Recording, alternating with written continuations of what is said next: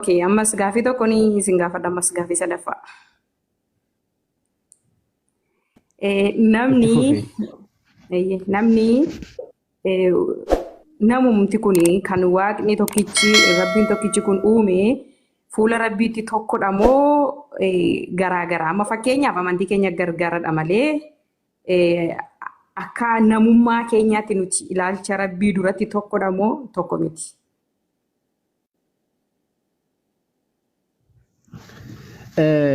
jalqaba irratti ilmi namaa kamuu nama ta'uudhaan wal qixa. Rabbiin subhaanahu wa ta'ala qur'aana keessatti walaqad karramnaa banii aadamaa jedha. Dhugumatti ilmaan namaa kabajneetiin jirraa jedha Rabbiin subhaanahu wa ta'ala walaqad karramnaa banii aadam.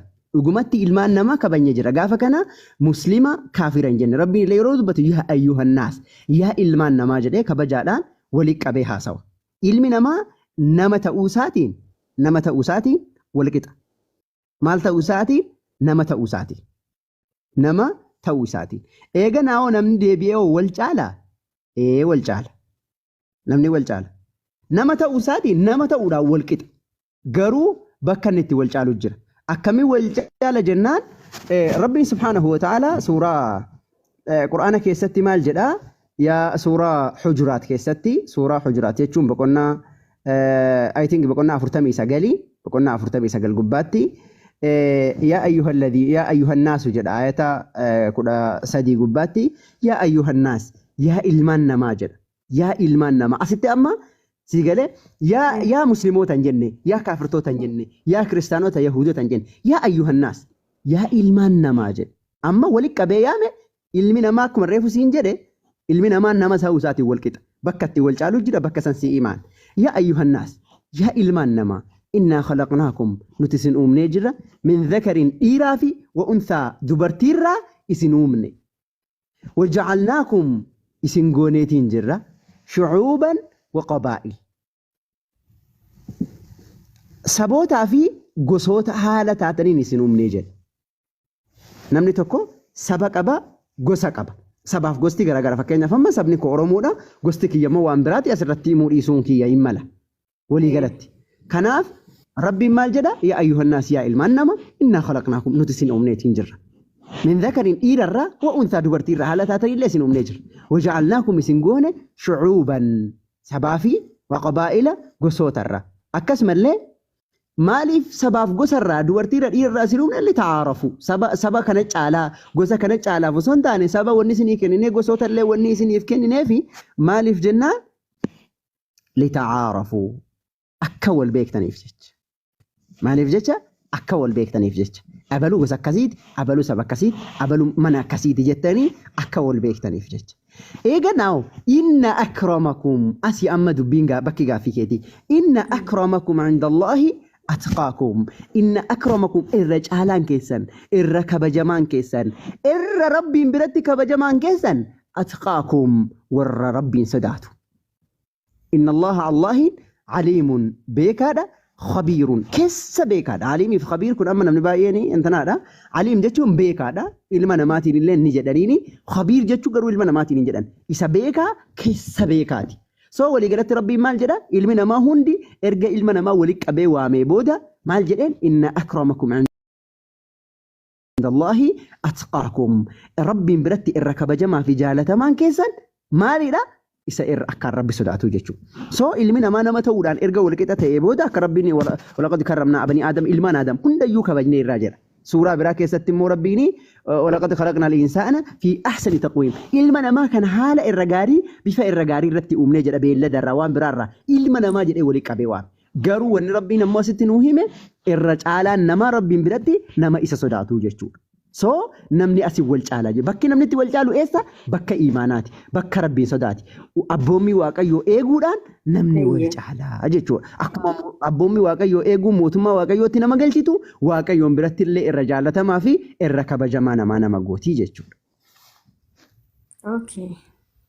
Gaaffii dhumaa tokkoon sin gaafadha ammas gaaffii yaadni wantan fuddee dhufe hundi isaa naa deebi'eera dhugaa dubbachuufanii Waa ma ifa tokko gaaffii deebii qabu iddoo akkasiitii fi isa akkasii godhi otoo hin taane ani nama sammuu qabda dubbisuu nan danda'a waan ta'eef waanuma tokko waanuma namni irratti walitti bu'u tokko wal hubachiisanii arraba dura wal hubachiisuun kun gaarummaa akkasitti gaarummaa qabadhee yaada. Okay. Gaaffiidhuma tokko isin gaafadha. Gaaffiin kunis amantii fakkeenyaaf amantii keessatti waa isin gaafadha.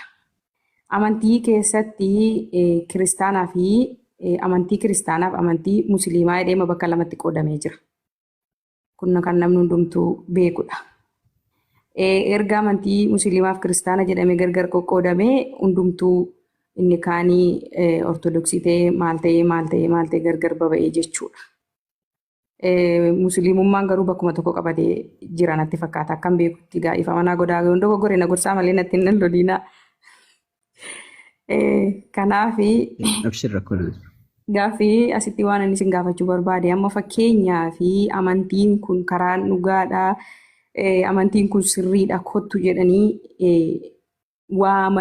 waamuudhaan duraa falmiin dura gadi taa'anii fakkeenyaaf nama tokko gara amantaa keetti fudhachuu yoo barbaadde gara amantaa musliimaatti fiduu yoo barbaadde amantaa kana kottu mee gadi taa'ee wajjin dubbannaa waan kana si barsiisuun barbaada jettee dura dubbachuu moo amantaan kee amantaa akka kanaati amantaa badaadha amantii akkasiiti amantii warra akkasii jechuutu fuula rabbiitti nama adabsiisa moo amantaa kana kottu mee gadi taa'ina wajjin baradhu amantaa kee keessatti waan akka kanaatu dogoggoratu jira iddoo dogoggora kana immoo iddoo akkasiitti